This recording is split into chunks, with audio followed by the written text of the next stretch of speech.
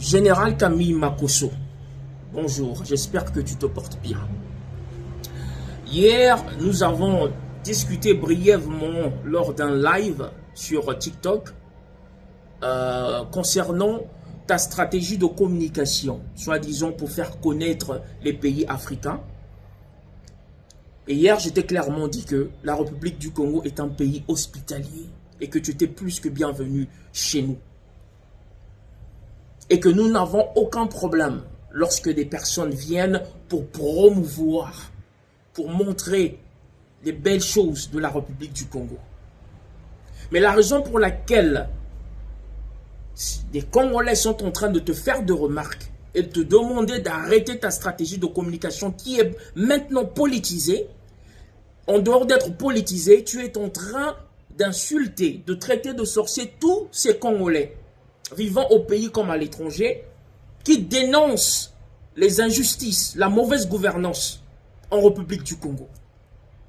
Je tiens à préciser ici que nous avons eu à recevoir Imra, le rappeur Imra. Il a été reçu comme un prince, comme un roi en République du Congo. Même les médias ivoiriens ont eu à couvrir cet événement et ils ont dit que c'est en République du Congo que nous avons compris que Imra a débloqué à notre niveau. Eux-mêmes, ils ont dit que même nous-mêmes, on n'a jamais traité Imra de cette manière.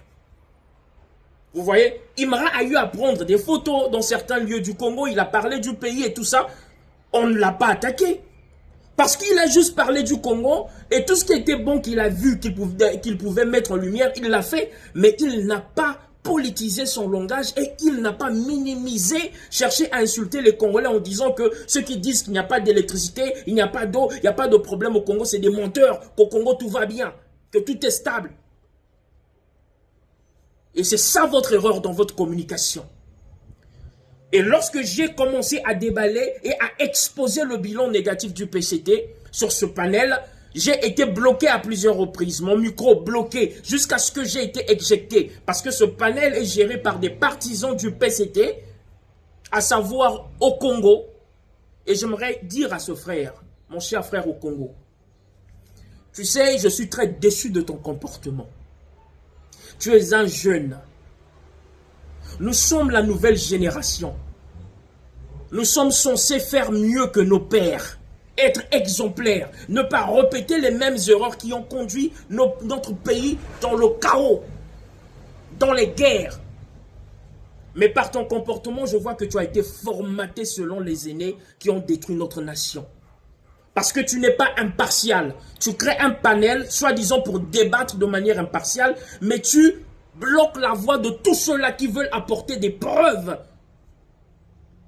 qui exposent le bilan négatif, la mauvaise gouvernance en République du Congo. C'est de cette manière que tu veux être un leader en République du Congo. Il est temps pour toi de revoir ta manière de faire les choses. Lorsque tu es reçu sur Ziana TV, le 17h dimanche, même lorsque tu racontes des choses qui n'ont aucun sens, on te laisse parler. C'est ça la démocratie. On n'étouffe pas ta voix parce que tu es du PCT. C'est ça la sagesse, c'est ça la démocratie, c'est ça la liberté d'expression. Un privilège que je n'ai pas eu sur ton plateau, mais je ne m'étonne pas parce que c'est ça le modus operandi, c'est ça le mode d'opération du PCT. Je reviens sur Camille Makosso, mon cher Camille Makosso, cher frère. Tu sais, il est important de faire une différence entre les plaisanteries qu'on peut faire entre nations. On plaisante un peu, on se taquine.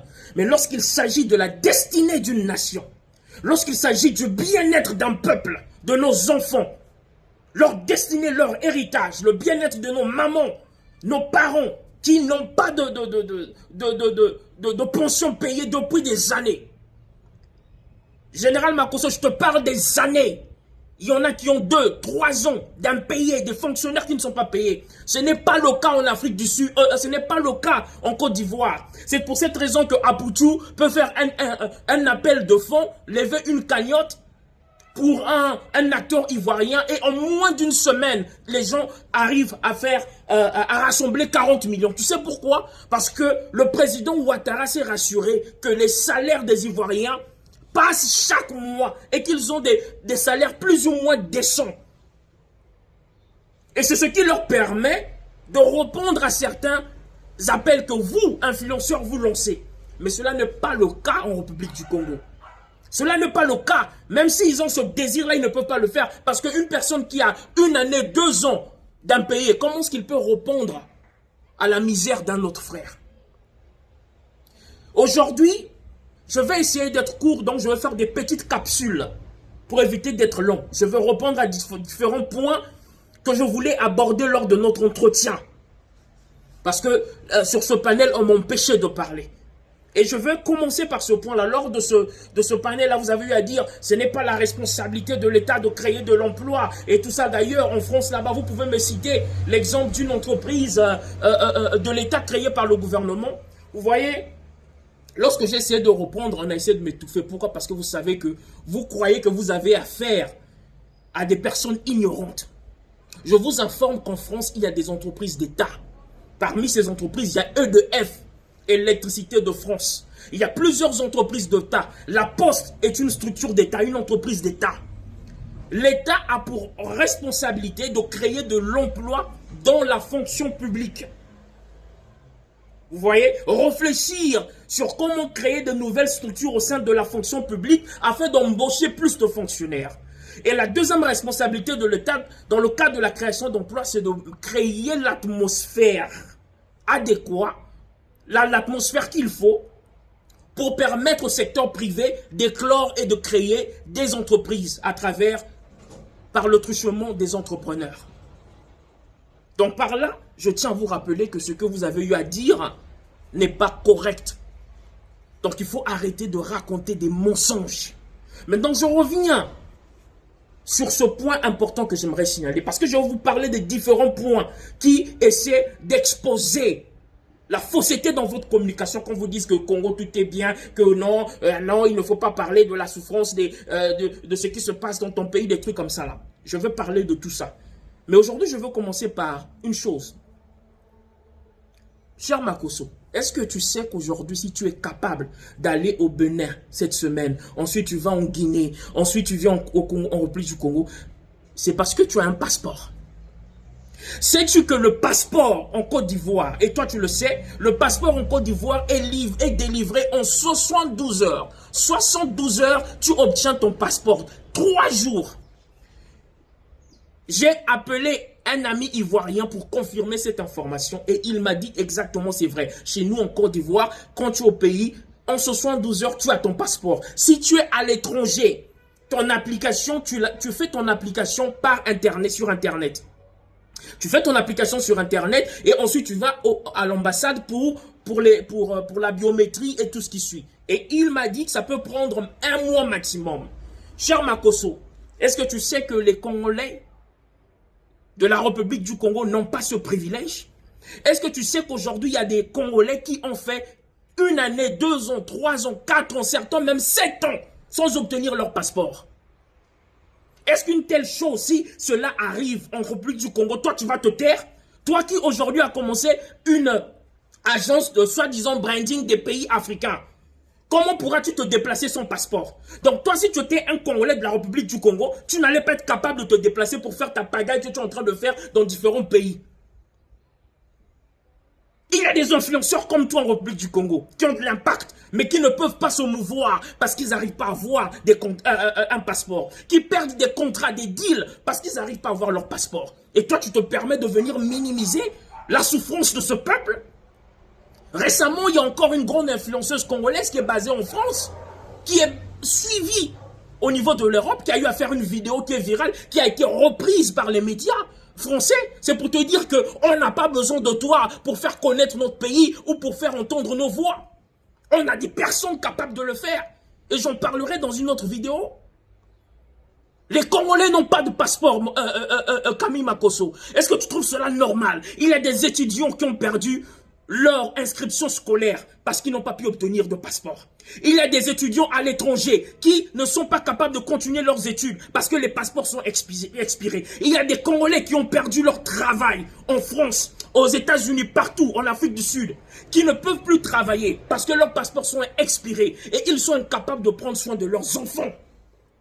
Parce que ce gouvernement est incapable de produire des passeports, parce qu'ils sont incapables de gérer l'argent. Tout l'argent encaissé sur les passeports, ils volent tout et ils se partagent cet argent. Et l'entreprise qui crée ces passeports-là, l'entreprise allemande, a bloqué les vannes parce qu'il y a une dette de plusieurs milliards que ce gouvernement doit payer. Est-ce qu'en Côte d'Ivoire, vos gouvernants gèrent des choses avec une telle irresponsabilité? Hein, monsieur Makosso? Mon frère, il faudrait arrêter. Il faudrait avoir des limites. Oui, fais la promotion d'un pays, le côté positif, fais-le. Nous allons applaudir, mais ne politise pas ta communication. En disant que non, tous ceux-là qui disent que les choses ne vont pas bien en République du Congo, c'est des idiots, c'est des sorciers, c'est des menteurs et tout ça, que tout va bien ici, là. Là, c'est insulter les opposants congolais, les activistes congolais et tous les citoyens congolais qui font leur devoir civique de parler de ce qui ne marche pas. Là, je viens juste de te parler d'un seul problème. Le passeport. Si aujourd'hui tu es au Congo, c'est parce que tu as un gouvernement sérieux qui gère bien la distribution de passeports en Côte d'Ivoire. Mais ce n'est pas le cas en République du Congo-Brazzaville. Les Congolais n'ont pas de passeport. Plusieurs aujourd'hui se retrouvent dans des situations d'irrégularité à l'étranger parce qu'ils n'ont pas de passeport. Ils ne peuvent plus travailler, prendre soin de leurs enfants parce qu'ils n'ont plus de passeport. Je veux te faire jouer des vidéos juste après. Tu vas voir comment est-ce que des personnes pleurent. Des personnes majeures, des mères de famille qui pleurent. Et toi, tu veux t'amuser avec ça? Et vous voulez dire que le bilan est positif en République du Congo? Mais il faut arrêter de vous foutre de la rage des patriotes. C'est pour cette raison que je te demande avec amour, Camille Makosso, il est l'heure pour toi d'agir. Si c'est vrai que tu es un serviteur de Dieu, il est l'heure pour toi de commencer à agir comme un vrai serviteur de Dieu. Parce que la Bible déclare dans le livre de Proverbes que la crainte de Dieu, c'est haïr le mal. Haïr la bouche orgueilleuse et la bouche qui raconte des mensonges. En tant que serviteur de Dieu, tu dois détester le mensonge. Tu dois détester le mal. Et ce que les Congolais subissent, c'est un mal que les Ivoiriens ne peuvent pas accepter. Si cela arrivait en Côte d'Ivoire, ils allaient se lever et parler contre cela. Parce que Didi B ne sera pas capable de voyager pour aller faire ses concerts. Imra ne sera pas capable de voyager. Notre frère de Magic System ne sera pas capable de voyager pour faire ses affaires. Alors il faut respecter la souffrance de vos frères. C'est ça le panafricanisme. Le panafricanisme ne consiste pas à aller faire le atalakou auprès des présidents qui font souffrir leur peuple. Mais le panafricanisme, c'est voir la souffrance de vos frères et parler pour que les choses changent. Car lorsque le Congo se développe, la Côte d'Ivoire se développe, c'est l'Afrique qui devient forte. Jura Lwemba, le patriote, un serviteur de Dieu qui ne plaisante pas avec les préceptes de Dieu et la souffrance des peuples. C'est pas possible. On veut nos passeports. J'en ai marre, franchement.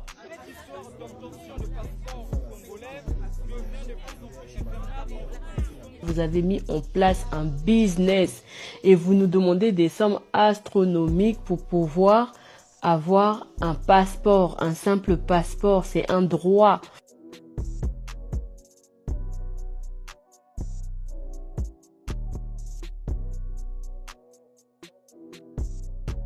À travers différents témoignages que j'ai reçus avec preuves et récépissés à l'appui, nous avons des étudiants qui sont bloqués, qui ne peuvent pas avoir leur stage, des alternants qui sont bloqués avec des contrats d'alternance. Nous avons des personnes qui ne peuvent pas travailler parce que pas possibilité de renouveler leur titre de séjour. Il y a même des personnes qui ne peuvent pas se marier.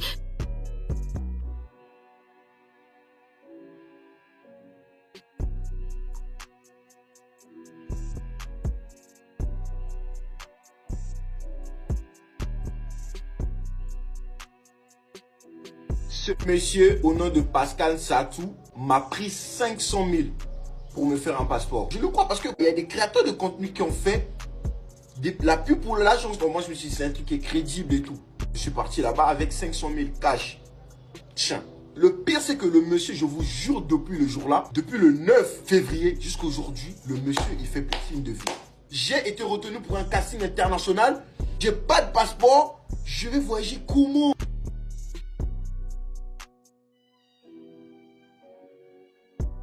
Nous, les Congolais, on sait qu'au Congo, pour avoir un passeport, ce sont les relations. Ça a toujours été comme ça.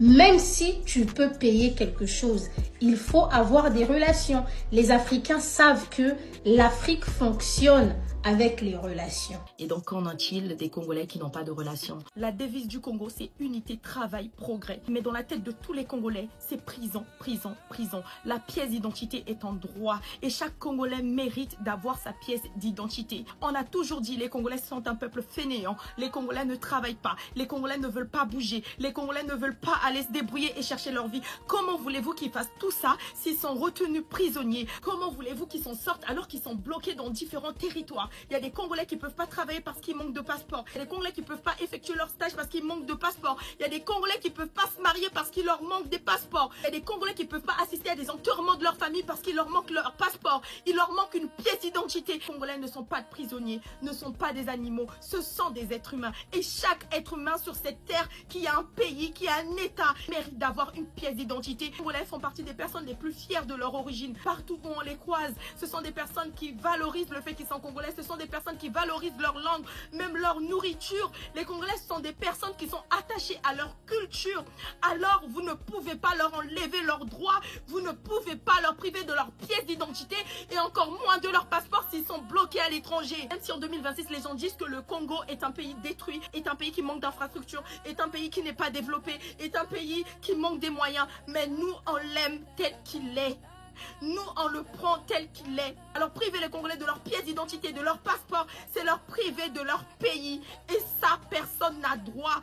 Unité, travail, progrès. Il est où le progrès quand les Congolais doivent quémander, quand les Congolais doivent pleurer, quand les Congolais doivent s'afficher sur les réseaux sociaux pour une simple pièce d'identité? Unité, travail, progrès. Et où le progrès? Les Congolais sont bloqués et n'ont pas d'issue de secours parce qu'ils n'ont pas de pièce d'identité. Unité, travail, progrès. Il est où le progrès quand un peuple ne peut pas avoir une simple pièce d'identité qui est normale? Unité, travail, progrès. C'est un combat noble pour les Congolais, mais une honte à l'international. Parce qu'ils vont dire, Sini, tu manifestes pourquoi? Je manifeste parce que je vais être congolaise et que je suis née au Congo et que toute ma famille, toute ma génération est congolais et que je n'ai pas de pièce d'identité. Unité, travail, progrès. C'est une honte. C'est une honte. Je sais qu'on aura notre pièce d'identité parce que ce sont censés être des Congolais qui sont au pouvoir. Et un Congolais digne de ce nom, qui est fier, ne laisserait pas ses citoyens quémander une pièce d'identité. Alors si le problème n'est pas réglé, nous avons affaire à des infiltrés. Nous avons affaire à des personnes qui ne sont pas Congolais. Et là, nous avons un problème. Nous ne sommes pas la génération de nos grands-parents, de nos arrière-grands-parents, de nos pères, de nos mères, de nos arrière-grands-mères. Nous sommes la nouvelle génération. Et 2026, personne ne va nous priver de pièce d'identité.